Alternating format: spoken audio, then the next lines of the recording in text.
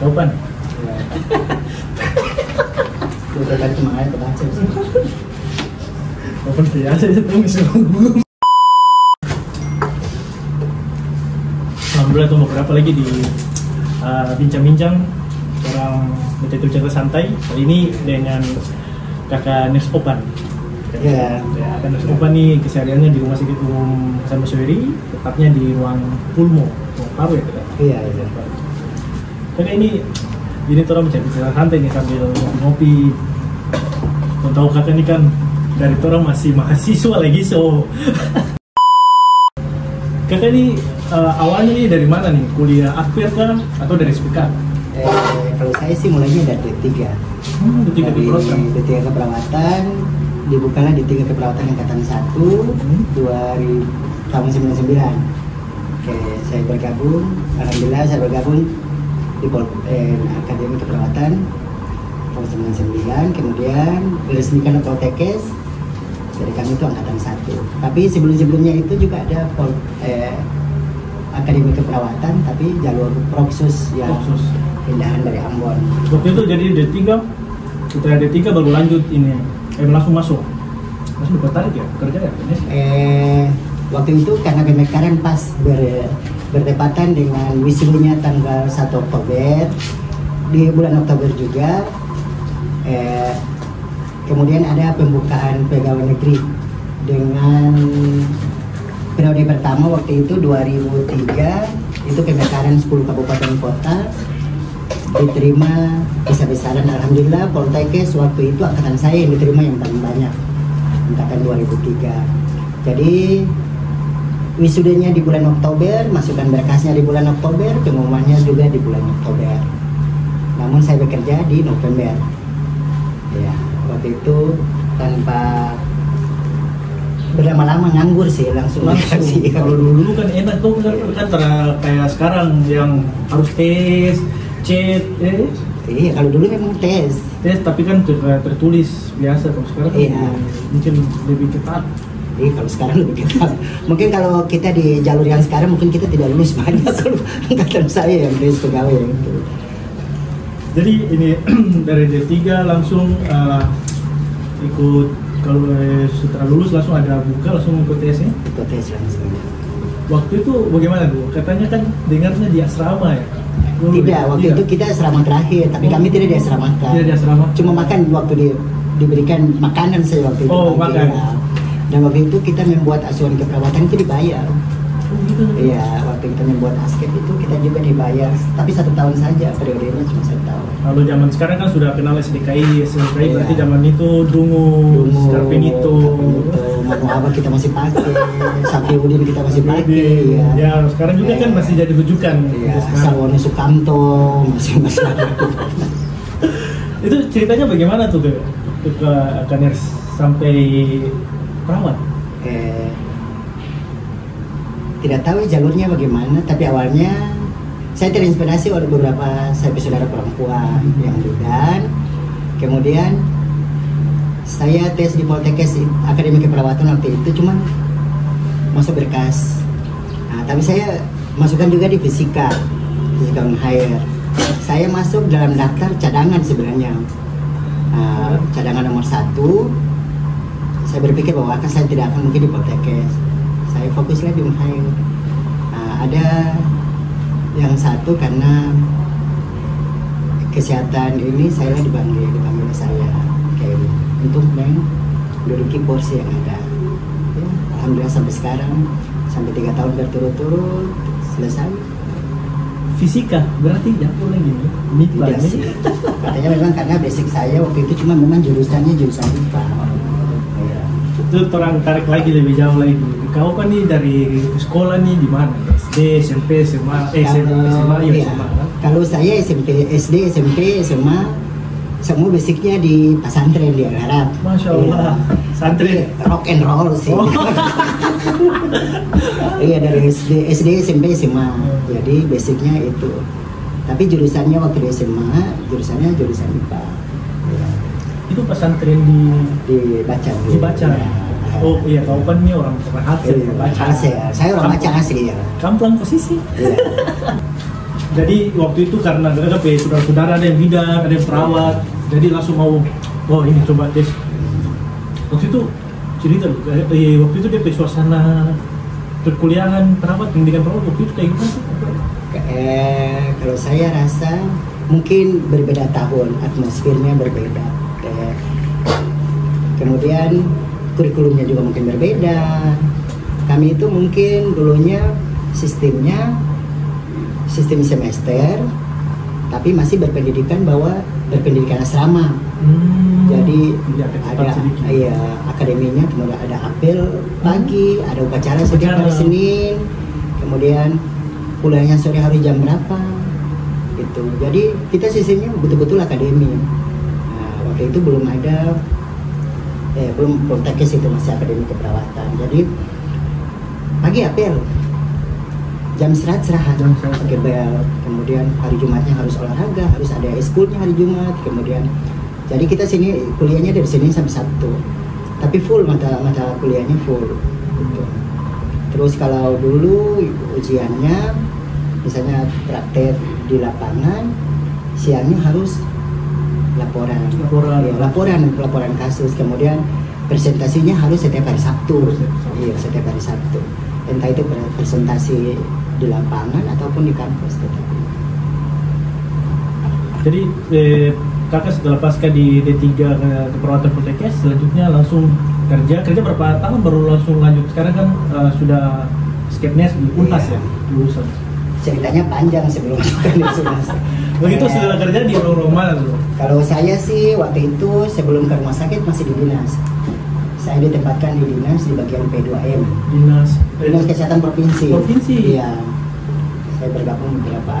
Saya sempat 3 bulan di sama di rumah sakit Islam, baru ingat lagi. Ya, saya sempat 3 bulan di Dinas Kesehatan Provinsi, kemudian dikembalikan ke Hasan Basori.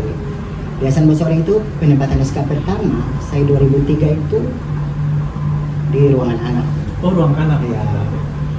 Ruangan anak, kemudian 2003 sekitar 2010 dipindahkan lagi ke ICU. Oh, sempat dipindahkan ke ICU. 2016 berangkat lanjut studi. Ya, tapi waktu masih ruangan anak tes Unhas tidak dapat. Kemudian waktu di ICU tes Unhas juga tidak dapat. Terakhir di ICU 2016-17 baru kabur. Dan alhamdulillah selesai tahun 2000 pas COVID. Berarti ya wisuda COVID nih. Ya, wisuda COVID ya. Waktu itu wisuda online lagi. Wisuda online. Tapi escape-nya wisuda di kampus. Oh, escape jadi di kampus. Ya, nurse-nya saja ya. Berarti insya Allah semoga secepatnya lanjut lagi. Insya Allah ya kita. Sampai dokter. Magister. Insya Allah. Nah terus alhamdulillah setelah balik kakak dipercayakan jadi kepala ruangan ya di ruangan paru. Nah untuk ruangan paru ini sendiri kan kalau kita lihat sekarang nih TB paru ini ternyata semakin tinggi nih kan ya? Iya. Mungkin kita bisa itu cerita-cerita sedikit tentang TB paru. Kalau mengenai TB paru kita lihat bahwa sekarang itu Indonesia menduduki urutan kedua ya, penyakit mematikan selain India. Yang paling tinggi kasusnya. Namanya India. Dulunya Cina, tapi sekarang oleh India. Oke, kita lihat bahwa kenapa pasien paru itu semakin banyak, dan kita lihat sekarang pasti Ners Salahuddin pernah dengar TB-MDR. Multi drugs resistant. Artinya sudah resisten obat ya? Iya, resisten. Oke, kita lihat bahwa penyakit paru ini adalah suatu penyakit yang disebabkan oleh Mycobacterium tuberculosis, yaitu bakteri yang berbentuk batang. Oke, dia di asam. Kemudian sifat perkembangannya itu dia di tempat yang lembab. Dia akan mati kalau dengan cahaya matahari. Iya, langsung. Iya. Oke. Namun penularannya kita tahu bahwa penularan pada TB ini dia melalui aerosol atau droplet. Penularannya cuma segitu. Dia tidak melalui yang lain. Tidak ada sentuhan tidak. Kalau air pun tidak juga. Darah. udara. Udara dia. Oh. Ya, jadi kalau orang bercerita bisa saja dia tertular. Ya, tapi masa inkubasinya sampai 2 bulan baru kita tertular. Masa inkubasi Iya. Gejala khas yang kita lihat biasanya kalau masuk dengan batuk berkepanjangan biasanya disertai dengan haemoptu. Itu ciri khas haemoptu. Haemoptu itu batuk darah. Batuk darah. Itu ciri khas. Ini pasti TB ini. Oke. Ya, batuk darah nih bayangannya batuk darah aktif, iya, segar, iya. atau hanya percikan-percikan juga sudah termasuk haemoptu. Dari waktu lendirnya bercampur dengan darah. Jadi sputum atau lendir itu biasanya bercampur darah. Ya, itu ciri khas. Kemudian berat badan biasanya turun, keringat malam itu khas karena ada pengaruh dari hormon kortiroidnya itu. Jadi karena hormonnya kan biasanya bekerja pada malam hari. Nah, jadi dia bikin metabolisme meningkat, tapi dia bikin keringat. Dia menekan sistem pusat panas. Jadi biasanya pada malam hari Berkeringat di malam hari. Ya. Kemudian nafsu makan menurun. Itu ciri khasnya. Kenapa orang TB selalu masuk, berat badannya gini atau kurus-kurus semua rata-rata. Jarang kita lihat orang TB itu dia dengan godes atau berat badan besar tapi rata-rata kurus. Kemudian ya sering demam, meriang, itu ciri khasnya. Oke, kalau penularannya kita tahu bahwa dia melalui ya aerosol atau airborne-nya. Tapi bukan berarti kalau saya sama Nersal aku dia langsung tertular gitu, tidak. Dia melalui proses di mana daya tahan tubuh yang kita dapatkan kurang, kemudian dia masa berinkubasi itu antara 2 minggu sampai 2 bulan itu baru kita terkena. Berarti kalau apakah batuk bersih darah itu sudah pasti TB paru atau belum pasti? Oke, kalau dikatakan dia TB dan diberikan obat program TBC itu harus melalui beberapa pemeriksaan. Ya, salah satunya TCM, teknik molekul cepat, yaitu diambillah sputum atau lendir dengan 2 kali pada pagi dan beberapa jam kemudian. Kemudian ada lagi dengan pemeriksaan hasil ronsen. Jadi kalau pada hasil ronsen itu kita lihat ada infiltrat atau bayang-bayang putih ya, itu menunjukkan. Tapi untuk menentukan diagnostik selain itu ada beberapa teman profesi saya atau profesi lain menentukan bahwa berdasarkan klinis. Oh iya, masih jadi debating. Jadi kalau klinis, walaupun hasil TCM-nya negatif, belum ada pemeriksaan yang lain, masih agak di belakang. Tapi pemeriksaan penunjang ya? Pemeriksaan penunjangnya agak di belakang, tapi klinisnya menuju ke situ langsung ditembak. Gitu. Klinis tadi tuh yang batuk haemoptu tadi, darah, batuk darah, kemudian berat badan turun drastis, sama keringat di malam hari. Tapi paling khas itu batuk. Batuk sampai berapa minggu, 2 minggu. Udah batuk susah.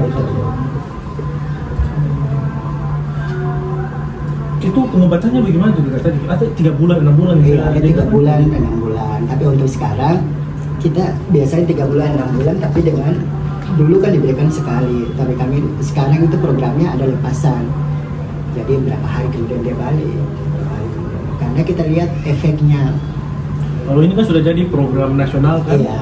Berarti kalau untuk dari rumah sakit dan puskesmas itu bagaimana nih? Dia punya bagian jobnya? Kalau pasiennya di rumah sakit, berarti di rumah sakit yang tangani. Sekembalinya pasien ke rumah itu urusannya puskesmas.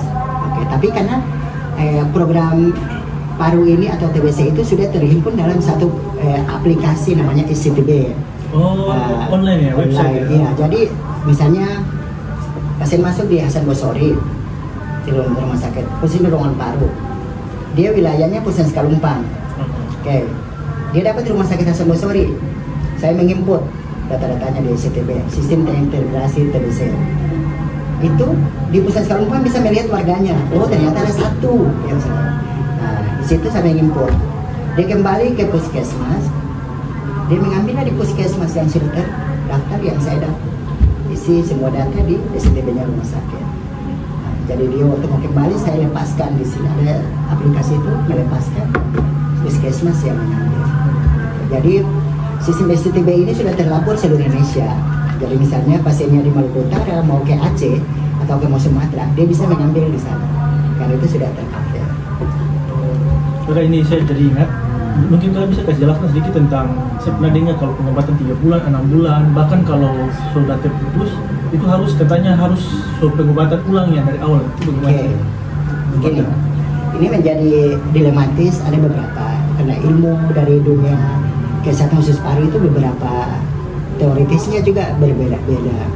Jadi misalnya begini, dulunya kan dia bilang kalau dia putus obat lebih dari berapa hari berarti mengulang nih. Oke, standarisasi yang sekarang kita lihat dia lewat 1 hari bisa melanjutkan. Oh, gitu. Ya, dia tidak mengulang lagi dari awal, tapi dia melanjutkan saja. Oke, karena ada beberapa pasien yang saya dapatkan itu atau memang kami dapatkan itu dia masuk, dia minumnya lewat nih, tapi kita lanjutkan kembali obatnya. Lanjutkan karena kita hitung mengenai sistem kekebalan tubuh, apakah dia misalnya bakterinya berkembang di dalam. Biasanya kita lihat dari kondisi pasien yang ada. Kalau dia datang dengan komplikasi yang berbeda-beda, biasanya dia ke arah yang lebih drop begitu ya. Tapi selama yang kita tahu bahwa dia tidak memutuskan, dia tidak melanjutkan dari awal, tapi dia melanjutkan terapi yang ya. Kalau dulunya pun saya kiranya begitu dari teori yang itu dia bilang bahwa harus kembali ke awal, tapi ada beberapa teori dia bilang melanjutkan seperti ya. Kalau untuk pencegahannya sendiri itu bagaimana? Oke, kalau pencegahan untuk pasien yang belum mendapatkan, artinya belum terjangkit dengan TB dan sesudahnya itu beda. Kalau untuk sebelum belum terjangkit kita melakukan PHBS, perilaku hidup bersih, cuci tangan, kemudian apa ya, olahraga, makan sehat. Oke, tapi kalau ventilasi mungkin juga ventilasi itu penting. Ya, ventilasi, sirkulasi udara, cairan air masuk. Kalau untuk yang sudah terinfeksi, salah satunya itu PHBS juga penting, kemudian ventilasi juga harus, kemudian nutrisi kita harus jaga, karena kalau orang dengan TB itu harus makanannya tinggi protein, tinggi kalori, tinggi protein, daging-daging, kacang-kacang, susu itu harus dipenuhi karena bakteri ini dia menyerang sistem imun, salah satunya itu membuat nafsu makan berkurang. Ya. Kemudian kalau dia sudah terinfeksi, kemudian ludahnya itu harus dia betul-betul harus tampung, artinya dibuat satu wadah isi air. Jangan ludah sembarang. Ludah sembarang. Kemudian kalau kontak dengan orang dia harus menggunakan masker. Itu bagian sudah terinfeksi. Itu pengobatannya itu memang bisa kan kalau yang penting teratur. Iya, kalau bisa nyilang, ada beberapa pasien saya betul-betul dia melakukan pengobatan yang teratur, itu sembuh dengan sendirinya. Dia sembuh, yang penting dia mengikuti aturan. Mengikuti aturan artinya dia minum obat sesuai protap yang diberikan.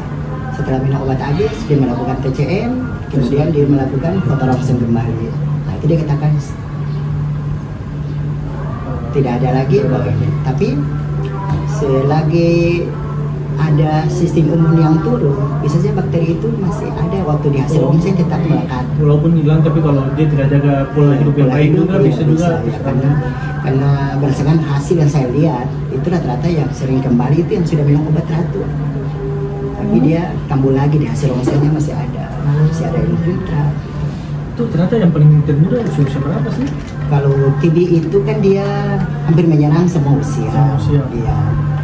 Tapi yang paling dapat itu sering itu anak-anak. Iya, anak-anak sering dan lansia. Nah, kalau dengan faktor pendukung yang paling banyak itu biasanya pada pasien HIV, kemudian pasien dengan comorbid DM sama HIV. HIV kan karena sistem imunnya menurun. DM juga yang paling banyak. Ya, karena rata-rata kita lihat ini teori juga bilang, di teori dan beberapa jurnal dia bilang bahwa orang dengan DM itu risiko terjangkit TB itu lebih banyak. Secara fisiologis mungkin kalau DM ini mungkin karena sistem kekentalan darah itu. Jadi memang betul-betul kalau orang bahas ke DM juga berarti kembali lagi pola hidup. Iya. Jadi ternyata anak-anak juga. Ya, karena jadi intinya TB ini dia kena semua usia yang paling sehat ya.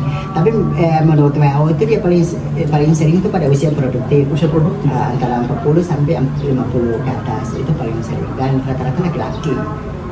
Laki-laki yang paling banyak karena kita lihat bahwa laki-laki itu faktornya banyak. Dia perokok salah satu. Itu ini biasanya kenapa sih kita sampai orang yang mungkin yang obat kemudian putus obat itu kalau dari kakak punya pengalaman sendiri ya, pengalaman pribadi saja, berdasarkan observasi sendiri saja itu kenapa sih kalau bisa saja karena ketidakpatuhan. Iya. Artinya ketidakpatuhan, kemudian orang minum obat ini kan berpikir banyak ya. Kayak satu hari tergantung berat badan ada minum 4 tablet, ada minum 3 tablet.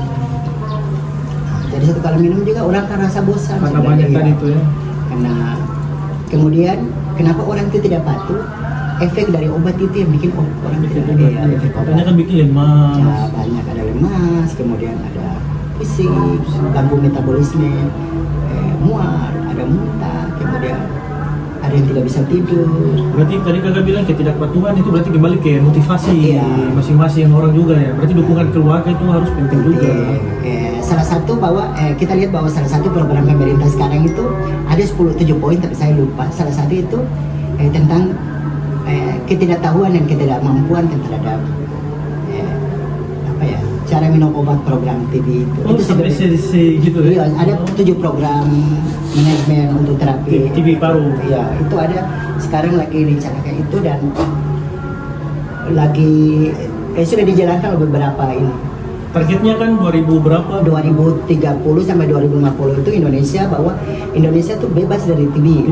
Nah, mudah-mudahan ya kita lihat. Tapi kalau saya artinya yang penting kita sama-sama bagaimana sih antara stakeholder yang ada, misalnya kesehatan, pemerintah, itu semua harus bekerja sama.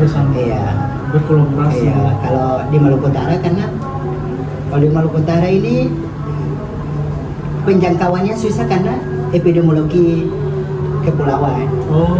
Letak geografis. Geografisnya. Jadi misalnya kalau dia berobat ke Ternate, ke Sanggusori, kembalinya ke puskesmas di luar kabupaten atau di luar kota Ternate, biasanya itu dia berpikir bahwa sudah terambil obat, sudah terambil apa karena saya sehat. Nah, ya kemudian proses transportasi yang bikin, padahal kita tahu bahwa pemberian obat WAT itu gratis. WAT itu gratis. Katanya sampai pelayanan untuk pengobatannya juga diantar ya? Iya. Ke rumah ya? Iya. Kalau untuk puskesmas pendamping ya? Pendamping, namanya pendamping itu selalu mengantarkan. Jadi kalau pendamping di puskesmas, misalnya kalau dia datang hari ini, dia sudah lihat di sistem STB pasien ini harusnya minum obat ini, berarti obat hari ini sudah habis. Biasanya dia menjangkau. Dia kontrol. Tapi harus dilihat. Kita tuh harus melihat kenapa. Ada beberapa yang kita berikan, tapi tidak berhasil. Kenapa? TB-nya tidak sembuh-sembuh.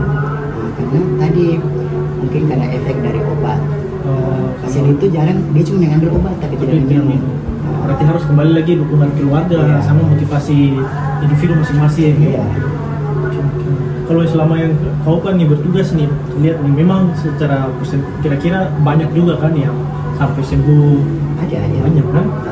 Berarti orang perlu takut dan ragu, apapun yang terjadi harus orang terus memotivasi diri untuk pengobatan sampai tuntas. Nggak tahu ini ya nih, presentasi berapa sih? Kalau Rikesdas kan apa sih ini? Kalau Rikesdas itu kan TB itu macam-macam. Ada, kita lihat bahwa pelaporannya itu ada TB MDR, resisten maupun non resisten. Kemudian ada yang terlapor dengan pemakaian TCM dan tidak bakterinya.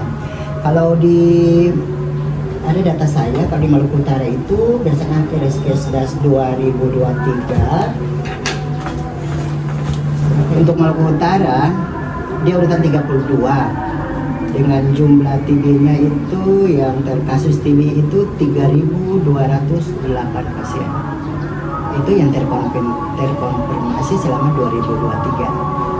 Kalau yang TB-nya itu dia dapat 101 pasien.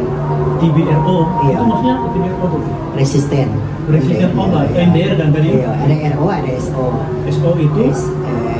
Kalau RO itu resisten, kalau R-nya resisten, sensitif yang SO-nya. Jadi kalau RO itu yang resisten itu yang sudah minum pulang-pulang tapi tidak sembuh-sembuh. Itu biasanya karena putus obat tadi kan?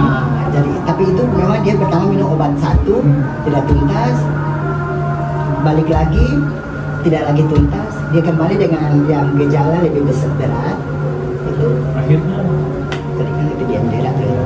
Sama berarti kalau kita lihat penyakit orang-orang dengan TB ini, kalau kita lihat orang-orang dengan TB ini kan juga kayak tadi TB HIV dengan HIV, kemudian yang DM itu memang kalau untuk TB yang dengan komplikasi begitu berarti memang untuk prognosisnya memang sudah agak berat ya, gitu atau bagaimana? Sebenarnya kalau meninggal dengan TB secara keseluruhan tidak ada.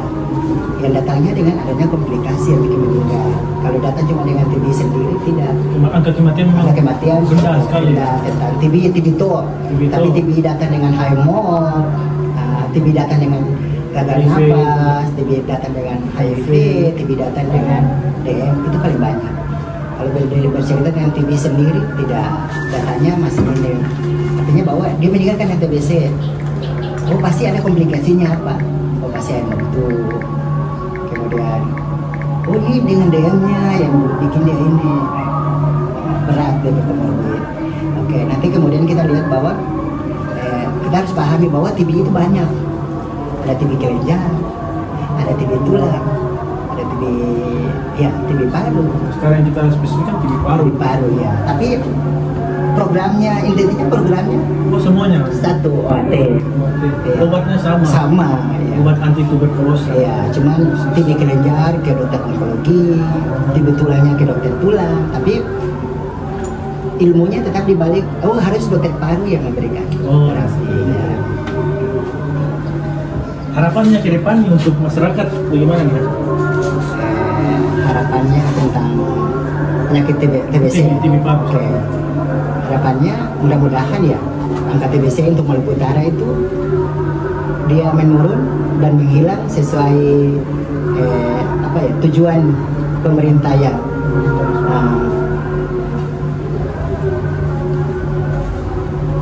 Kemudian yang penting kita tetap memberikan edukasi. Kalau saya sebagai medis untuk hal yang penting adalah memberikan edukasi baik yang belum tertular maupun sudah tertular. Oke, salah satunya itu yang tadi dibilang PHBS itu penting. Kalau dan himbauan saya apabila yang sudah bergejala, misalnya sudah tahu kalau saya batuk lama, kesadaran pada individu itu untuk memeriksa. Yang agak banyak ini yang sudah tahu tapi tidak mau datang periksa ke sarana-sarana kesehatan, mungkin karena efek satu ini pasti saya dapat TBC, mungkin saya jadi bahan apa untuk masyarakat. Stigma jangan lah ya. Iya. Harus saling support. Iya, karena kalau TBC dipiara berarti semua yang dapat tadi. Nah, kalau misalnya ibunya TB paru, anaknya juga betul ibu hamil. Ada berapa sering dapat kasus ibu hamil? Kalau di saya kan rata-rata dewasa nih. Oh iya. Tapi kalau kita lihat TB ini kan dia droplet, bisa saja tertular pada anak. Kalau dia tidak menjaga, pakai masker, bersentuhan tidak apa-apa, tapi waktu dia kontak masker. Ya. Oke kakak, untuk TB tadi terus tanya kakak pembahasan sekolah TB paru ini kakak itu kan pengalaman jadi keperawanan segala macam itu ada bahas sedikit di situ. Perawat bengking ini bagaimana ya kakak? Perawat apa? Bengking. Bukan bengking. Sekarang orang dipijar lagi genjar-genjarnya orang kampanyekan orang harus melayani betul-betul.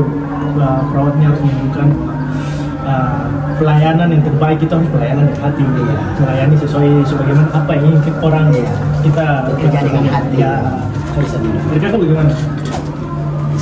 Kalau perawat bengkeng itu sudah tidak ada sekarang ya, sudah tidak ada. Mungkin itu yang saya bilang, kita berada di atmosfer dan dunia yang berbeda, tipe pelayanannya yang berbeda. Kemudian kita berada di tahun apa? Oke, sekarang kalau perawat bengkel, mungkin pemahaman mahasiswa dikala kita memberikan arahan atau kita memberikan sesuatu yang keras, langsung dikatakan, oh ini pasti jahat nih, ini kata jahat.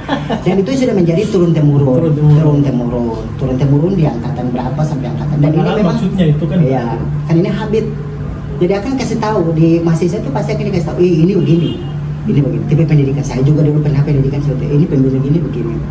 Padahal ada kita tahu bahwa kriteria dalam membimbing itu beda-beda, masing-masing orang tuh punya cara membimbing berbeda.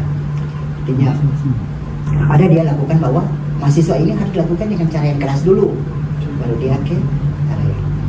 Ada mahasiswa harus dilakukan dengan yang lembut, tapi kita lihat kembali lagi ke mahasiswa yang kita bimbing. Kalau dia mahasiswa ini kan datang berbagai macam karakter, ada yang mau, ada yang paham, ada yang cuek, dan ada yang tidak mau tahu apa yang di lapangan. Kalau soal bengkel, mungkin persepsi mahasiswa semua tetap sama sih. Ya, ada yang oh iya tipe pembimbing pembimbing ini begini ya, tapi dia bahaya, atau pembimbing begini begitu sudah dicerewet, atau pembimbing ini jahat. Tapi kalau sekalian nih kasih tips nih untuk teman-teman pijar yang masih mahasiswa nih, kira-kira kalau turun praktek di lapangan itu apa yang harus disiapkan dan harus bagaimana sih? Ya, kalau untuk mahasiswa pijar, khususnya bergabung di pijar, ya satu komunitas yang saya rasa penting yang mewadahi keperawatan. Pesan saya kalau ke lapangan, artinya ke di lahan mana saja, itu kita ada proses belajar. Suka atau tidak suka, mau atau tidak suka, mau atau tidak mau, kita harus mengikuti aturan yang ada. Kemudian ini kan mahasiswa, dibilang mahasiswa.